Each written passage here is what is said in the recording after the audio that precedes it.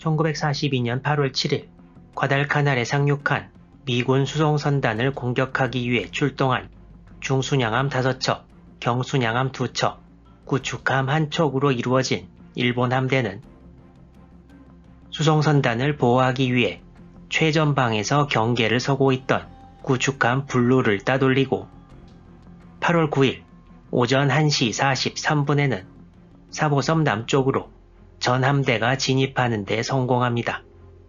이때부터 전투가 시작됐고 완전한 기습에 성공한 일본 함대는 맹공을 퍼붓습니다. 5분 뒤인 1시 48분 일본 함대는 연합군 남부그룹 함정들에 대한 공격을 거의 마치는데요. 특히 호주 중순양함 캔버라가 집중 포격을 받아 엄청난 피해를 입고 항해 불능이 되었습니다. 남부그룹의 또 다른 중순양함 시카고도 처음 공격받았을 때 당황하기는 마찬가지였는데요. 지쳐서 잠들어 있던 함장이 잠 깨고 올라오자마자 1, 2분 내에 상황을 파악하고 제대로 대처하는 건 사실 매우 어려운 일이었습니다. 시카고는 좌연 앞부분에 어뢰까지 맞은 상황에서 북부그룹 등 다른 연합군 함정에 제대로 경보를 전달하지도 못했고 주포로 이렇게 조명탄을 발사해서 일본 함대가 있는 곳을 비추려고 했으나 전부 불발되는 바람에 제대로 공격을 시작하지도 못하고 일본 함대를 놓치고 말았습니다. 캔버라와 시카고 왼쪽에 있던 구축함 패터슨, 일본 함대를 발견하고 어뢰를 발사하려고 했으나 어뢰 발사 명령이 함내에서 전달되지 않아서 발사하는 데는 실패했습니다. 그렇지만 패터슨은 남부그룹에서 유일하게 다른 연합군 함정들의 경보 전달을 시도했고 조명탄 발사에도 성공해서 일본 경순양함 유바리와 포격을 교환했으나 큰 피해는 주지 못한 채 교전이 끝나고 맙니다. 패터슨과 같은 급이고 캔버라, 시카고 오른쪽에 있었던 베글리는 좌연으로 선회해서 우현 쪽 어뢰를 일본 함대에 발사하려고 했으나 예상과 달리 너무 빨리 도는 바람에 선수가 훨씬 더 많이 돌아갔고 이 와중에 캔버라에 어뢰 한 발을 발사해서 명중했다는 소문이 퍼졌습니다. 현재까지 정확한 사실은 알 수 없습니다. 8월 9일 오전 1시 49분 일본 함대와 남부그룹의 교전이 거의 끝난 때의 상황입니다. 일본 중순양함 4척은 연합군 북부그룹을 향해 북동쪽으로 전진하고 있고 후루타카는 조타에 문제가 생긴 상황. 처음부터 다른 코스를 택한 경순양함 2척도 짙은 구름대를 돌아 북동쪽으로 가고 있고 그리고 구축함 유나기는 계속 자비스를 쫓아가는 상황입니다. 유바리와 텔류가 처음에 남부그룹을 향해 돌진하지 않고 좌현으로 꺾은 것은 텔류의 나침반이 고장났고 후루타카가 조타 기능 이상으로 방향을 꺾는 것을 따라서 같은 부대였던 유바리와 함께 움직였다고 일본 측 기록에 나와 있는데요. 유나기는 별로 상태가 좋지 않은 자비스를 보자마자 초반에 아예 반대 방향으로 가버렸습니다. 유나기는 1924년에 취역한 1700톤급 구축함인데요. 주무장은 12cm, 4.7인치 포 4문을 보유해서 같이 출발했던 함정들보다 훨씬 떨어졌습니다.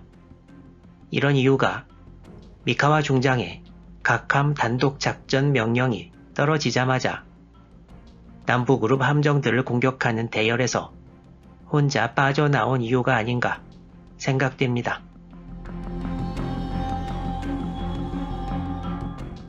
1시 49분이 되면서 일본 함대와 연합군 남부그룹 함정들 간의 교전은 끝이 났습니다. 기록에 의하면 북부그룹으로 향하는 일본 함대 장병들은 긴장하지 않고 자신감에 넘치는 모습이었다고 합니다.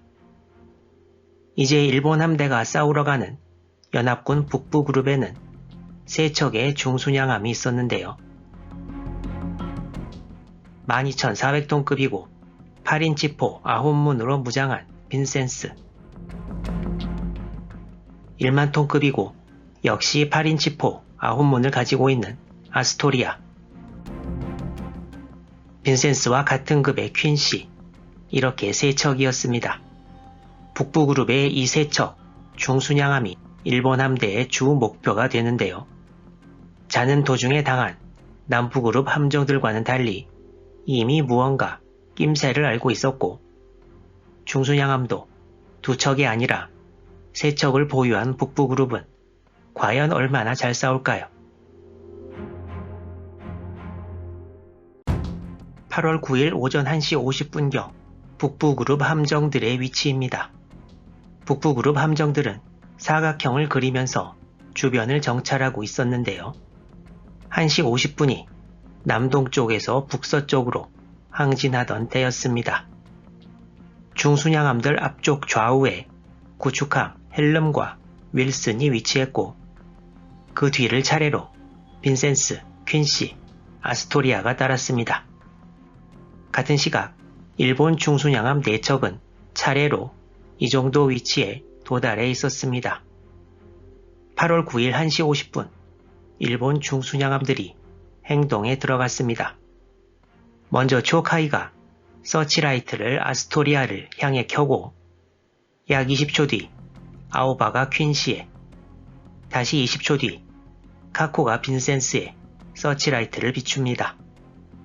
일본 함정들은 남부그룹을 조명탄으로 비출 때와 마찬가지로 먼저 서치라이트로 북부그룹 순양함들의 위치를 확실히 파악한 것입니다. 이때 키누가사는 아래쪽에 있던 캔버라에 계속 포격을 가하고 있었습니다. 같은 시각 미국 중순양함들 이외에 구축함들이 먼저 일본 함대에 포격을 가하나 빗나갑니다. 1시 51분 서치라이트로 위치를 확인한 초카이, 아오바, 카코가 함포 사격을 시작합니다.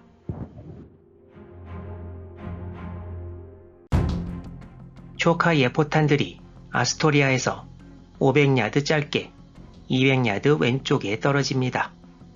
바로 뒤 카코의 포탄들이 빈센스 500야드 전방에 떨어집니다.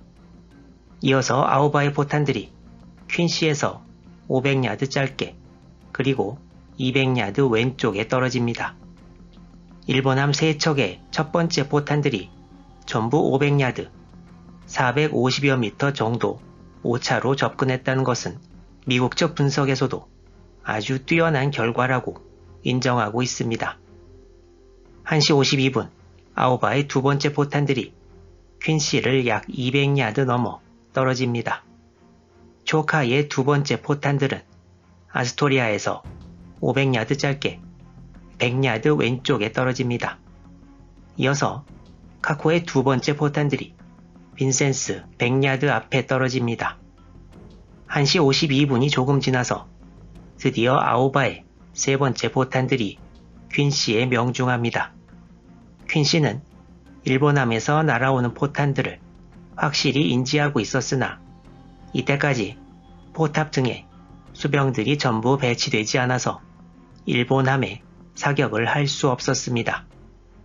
1시 52분이 거의 끝날 무렵 카코의 세 번째 포탄들이 빈센스에 명중합니다. 1시 52분에서 53분 사이에 아스토리아와 빈센스도 일본 함들의 사격을 가하나 빗나갑니다. 1시 53분 초카이에서 발사된 포탄들이 다시 아스토리아에서 500야드 전방에 떨어집니다. 같은 시각 이제 0점을 잡은 아오바의 포탄이 퀸시의 함교에 명중해서 사상자가 나옵니다. 카코의 네 번째 사격도 빈센스의 중앙부에 다시 명중됩니다. 1시 54분 초카이의 포탄들은 이제 아스토리아 200야드 전방에 떨어집니다. 초카이는 언제 0점을 잡고 아스토리아에 명중탄을 낼 수 있을까요? 일본 함들의 서치라이트가 비춘 순간부터 미 군함들 내부에서는 어떤 일들이 벌어졌을까요? 다음 영상에서 자세히 이어집니다.